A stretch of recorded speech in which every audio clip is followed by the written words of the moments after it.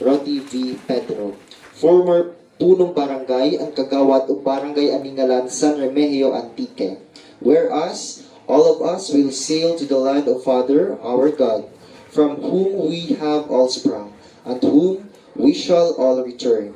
The moment has come to our colleague Roti V. Pedro, known as to many Nerot, lay on his final rest and to be with the Creator.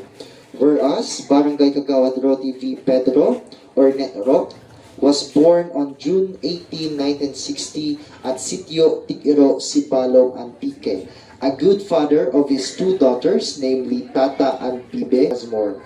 A loving husband to his wife Becky, or Mom Grace, and a generous fellow to those who are needy.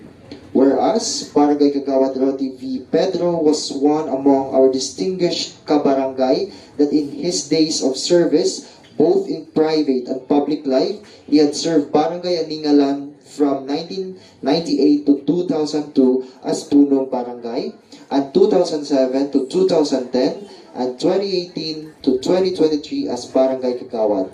All these years in public service, he had shown his sincere dedication, dignity, integrity, diligence, and sense of responsibility to the barangay and the municipality as well. Whereas, this untimely demise is not only a big loss to the family, but to our community as well.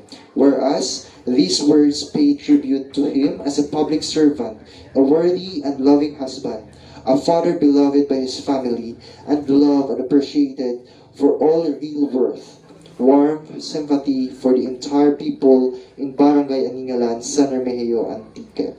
Now, therefore, be it resolved by the Sangguniang Barangay of Aningalan, San Remigio, Antique, on this occasion, we join the bereaved by his family of the late Roti V. Pedro, extending to his wife, Mary Grace A. Pedro, and children, Toto Rasmore, Bibe and Tata, and all his family, our sincere condolence and deepest grief and sympathy, to whom a copy of this resolution shall be presented.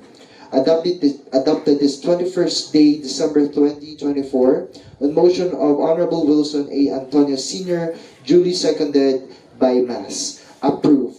I hereby certify to the correctness of the above four-coded resolution, attested by Punong Barangay Roda S. Valiente, and certified correct by Barangay Secretary Evelyn E. Tom.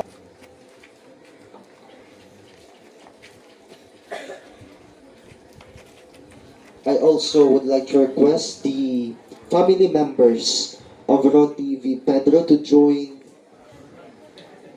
the picture taking.